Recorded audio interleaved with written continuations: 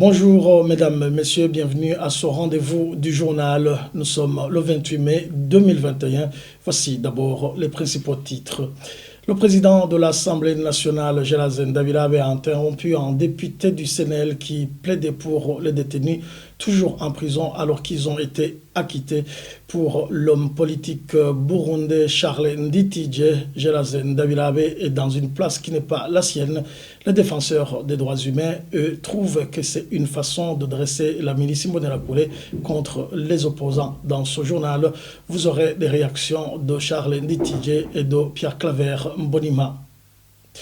Et les organisations nationales continuent de demander une enquête indépendante pour traduire en justice les auteurs des attaques à la grenade en début de cette semaine. C'est le tour de Mijeb et le mouvement Inamahoro Filles et Femmes pour la paix et la sécurité. Les anciens détenus dans différentes prisons du Burundi récemment libérés sur la grâce présidentielle sont dans le viseur du renseignement burundais et de la milice Imbonerakure. 3 d'entre eux ont été portés disparus, d'autres vivent en cachette sans aucune possibilité de fuir le pays. Voilà pour les titres. Ce journal que vous pouvez également retrouver sur Facebook, Twitter de la télé Renaissance. À la présentation, c'est Jean Bosco Nyonzima. Bienvenue. Un député du CNL, le parti d'Agathon Rwasa, s'est vu sèchement couper la parole par le président de la Chambre basse du Parlement burundais. Le député Nicodème Nduwimana posait une question à l'ombudsman sur le sort des détenus qui restent pendant des années détenus dans des prisons alors qu'ils ont déjà purgé leur peine. L'ombudsman burundais Edouard Nduwimana a représenté le rapport des activités de son institution pour l'année 2020 devant les députés. Je vous propose de suivre la question du député Nicodème Nduwimana. Nagomba kumubaza kuko ndavye mu mamisyo bafise canke la definition mu ombudsman barakora umuntu ajeje guharira agateka k'umusitwaye k'umunyagihugu akakurikirana ariko byarashitse ku ugende mu mabara atandukanye mu misi yahera igitwaye mu vacances parlementaires ku mabara naciye ko hari abantu basanga barapfunzwe gaheza umunyororo ugasanga amaze umwaka cy'imyaka 2 bagifunze kandi baragije umunyororo wabo. Rero sinzi ko muba mutabimenya mugamba na muri equipe nini ndibaza yuko nimba mubimenya nk'umuntu akije guharanira inyungu z'umunyagihugu nagira mbaze yuko ivyo bintu mutayimenya kugira ngo umuntu arenganurwe. Le président de l'Assemblée nationale, Gelazen Davilabe, lui a coupé la parole. C'est en ton tranchant. Il a sans détour accusé le député de plaider pour les malfaiteurs, dont les auteurs des jets de grenades qui ont fauché de nombreuses vies dans le pays ces derniers jours. Les propos de Gelazen Davilabe étaient imprégnés de menaces à l'endroit du député qui posait la question. Ati nyako ombudsman uri muri judiciaire none ko hari abantu ngo bafunzwe nuko bafunguwe bagaca batangira gutera amagrenade sinzi ko aribo muri kumuravugira nabo ngiye no kubiraba neza nibo wowe uri kurabaza ibibazo by'abafunzwe abantu bari kuba barafungwa mu bari kubatera amagrenade nibo muvuganira wowe uvuga icyo kibazo twishure fata ijambo twishure utongeye kuvuga none niba muhe mikro. L'attitude du président de l'Assemblée nationale montre à suffisance qu'il n'a pas les capacités morales et politiques pour diriger cette institution. Ces propos sont de Charles Nditije. Cet ancien parlementaire estime que le comportement de Gelazen Davilabe témoigne une grande intolérance politique qui caractérise le parti CNDD-FDD. Je vous propose de le suivre. Et cela montre à suffisance que le président de l'Assemblée nationale n'est pas à la hauteur de ses responsabilités. Je crois qu'il n'est pas à même, il n'a pas les capacités morales, intellectuelles et politiques de diriger l'Assemblée nationale. Il ne connaît pas où s'arrêter, où commencent ses prérogatives, parce que il devrait comprendre que le président de l'Assemblée nationale n'est pas l'employeur, n'est pas le maître à penser des députés. Il est là pour organiser, pour coordonner les activités de l'Assemblée nationale et il doit donner la parole à quiconque la demande. et le député a les prérogatives, le droit de poser n'importe quelle question pour qu'il le fasse dans le respect, dans la dignité, conformément au règlement de l'ordre intérieur, ce qui était le cas pour le député dont il est question. Aucune question n'est tabou et le président de l'Assemblée, tout comme tout autre invité, doit y répondre. S'il n'est pas amené d'y répondre, il s'excuse, mais il ne prend pas parti, il n'injure pas, il n'insulte pas le député en question. Ça témoigne également de l'intolérance politique qui caractérise le CNDD-FDD. Ils veulent une pensée unique, une pensée monolithique. Ils n'ont pas encore compris que la démocratie, c'est justement le pluralisme d'idées, de pensées. Les députés se doivent de pointer du doigt tout ce qui ne marche pas, et c'est dans l'intérêt du parti au pouvoir, mais c'est également dans l'intérêt du peuple. Ils sont payés pour ça, et ça rentre dans les prérogatives. Alors, si je devais lui donner des conseils, il devrait comprendre qu'il est le primum inter pares, il est le premier parmi les partenaires. Les partenaires, c'est un député comme les autres. Il n'a pas de prérogative particulière, il doit le respect à tous les députés, il doit les écouter et tenir compte de leurs propositions sans les intimider, sans les menacer de quelque manière que ce soit. Ce serait dans l'intérêt de la démocratie, du parti au pouvoir, mais également du peuple burundais, pour asseoir la démocratie, qui signifie action, pensée, différente, acceptation de l'autre dans sa différence. Sécurité et droits de l'homme. 3 anciens prisonniers libérés le mois dernier par la grâce présidentielle sont déjà portés disparus, tandis que d'autres vivent en cachette de peur d'être enlevés ou tués. C'est le contenu d'une déclaration de la PRODH, l'Association burundaise des droits humains et des prisonniers. Pierre Claver Mbonima, président de la PRODH, alerte aussi le président de la République qui a gracié ces prisonniers de tout faire pour assurer leur sécurité. Sinon, demain, l'opinion retiendra que leur libération était une façon de pouvoir les liquider facilement. L'association PRODH vient de sortir un communiqué sur le phénomène de disparition forcée qui vise les anciens prisonniers libérés par la grâce présidentielle. Je peux vous dire que le président de la République avait sorti un décret pour faire grâce aux plus de 5 000 prisonniers. On disait qu'on allait libérer.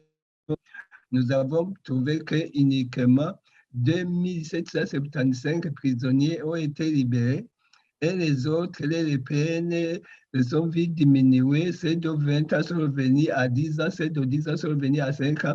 Pour vous dire qu'il y a d'autres qui vont rentrer bientôt après avoir épuisé les peines. Nous disons ça, c'était une bonne chose parce que libérer les prisonniers était nécessaire parce que les prisons étaient franchement engorgées de façon que l'occupation en pourcentage était de 322%. Mais avec les prisonniers qui ont été libérés, ne dépasse pas 38%. Vous entendez alors qu'il y a au moins 290% des prisonniers qui étaient en prison, alors que la capacité d'accueil ne pouvait pas dépasser, je crois, si j'ai bonne mémoire, au moins 4900 prisonniers. Alors aujourd'hui, les prisons restent toujours engorgées. Et aussi, nous avons sorti cette déclaration pour alerter, parce que nous avons constaté qu'il y a des prisonniers qui ont été libérés et qui ont été directement enlevés en route, et il y a d'autres par après qui ont été enlevés et nous ne savons pas jusqu'à présent les destinations. Nous disons, est-ce que c'était un plan de les libérer et par après retourner et les enlever pour les faire disparaître? On ne sait pas, même si on ne les a pas tués. Alors aujourd'hui, les autres vivent dans la peur, ils se cachent. En fait aussi, cette déclaration a été sortie pour alerter le président de la République qui a fait cette grâce présidentielle, ce n'était pas dans la mesure de les mettre dans une autre prison. Maintenant, les prisonniers qui ont été libérés ont peur même de se promener, même de sortir encore de les passer, demain ou après-demain, que le président de la République sache que nous suivons de près et ce qui se passe ici, ces prisonniers. Du côté des jeunes, il faut une enquête indépendante et crédible pour identifier les auteurs des attaques à la grenade dans la nuit du 25 mai 2021 dans la ville de Bujumbura. Le mouvement international de la jeunesse s'insurge contre toute chose qui perturbe la sécurité des citoyens. Le MIJEB demande à la communauté internationale de suivre de près la situation au Burundi. Je vous propose de suivre Étienne Boutoyi, il est vice-président du MIJEB. Le peuple burundais sache que la sécurité au Burundi n'est pas garantie,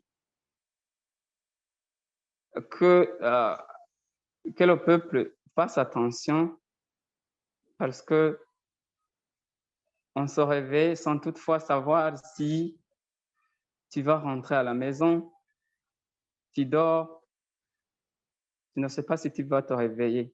Et notre mouvement demande à la jeunesse burundaise qui est au pays de garder sereine, de bâtir la paix parce que ça se voit concrètement qu'il n'y a pas de paix au Burundi.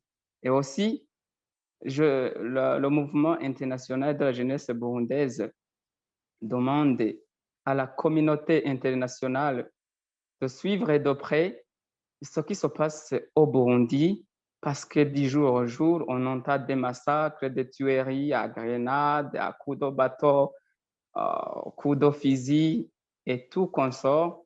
Et ces attaques emportent des vies humaines des innocents et l'État ne parvient en aucun cas à identifier qui sont les auteurs. Et une autre chose que notre mouvement demande au gouvernement, il faut qu'il y ait une enquête minutieuse pour qu'on puisse identifier qui sont les vrais auteurs, pour que personne ne soit injustement accusé. Ceux qui ont fait ces crimes soient identifiés et soient conduits devant la justice. C'est une bonne nouvelle. La frontière burundo-congolaise sera réouverte mardi le 1er juin. Tadei Ndikumana, ministre de la Santé, l'a déclaré ce jeudi au cours d'une visite qu'il a effectuée sur les lieux où s'est construit une salle destinée à un test rapide de Covid-19 pour les passagers entrant au Burundi. Suivez Tadei Ndikumana. Comme vous l'avez constaté, les bâtiments répondent aux normes et cela permettra à ce que les prestataires de soins travaillent dans de bonnes conditions pour permettre à ce que nos voisins congolais et les Burundais qui font le commerce à travers les postes frontaliers de Gatumba puissent aller et revenir sans problème et tout en préservant la santé de la population burundaise. Donc nous avons vu que ces bâtiments pourront aussi être installés à Mugina, dans la province de Makamba, mais aussi à Kobero. Actuellement, on utilise des tentes qui sont endommageables facilement, surtout pendant les pluies diluviennes, et même à l'aéroport international de Bujumbura. Donc, après avoir constaté l'état d'avancement, le comité national a jugé bon qu'on puisse rouvrir ce poste frontalier à partir du 1er juin, c'est-à-dire la semaine prochaine. C'est-à-dire que toute la population qui va entrer par ce poste frontalier va bénéficier d'un test Covid, test rapide, et c'est un circuit tracé suivant les normes de l'OMS. Et nous avons jugé bon que les salles d'attente peuvent contenir, si on respecte les mesures de distanciation, 60 personnes. Mais comme on va utiliser les tests rapides, les 60 personnes vont s'asseoir et puis ils seront servis rapidement. Parce que comme vous le savez, les résultats prennent environ au maximum 20 minutes. Vous comprenez que c'est faisable. Ainsi s'achève ce journal. Merci pour votre fidélité. À la prochaine.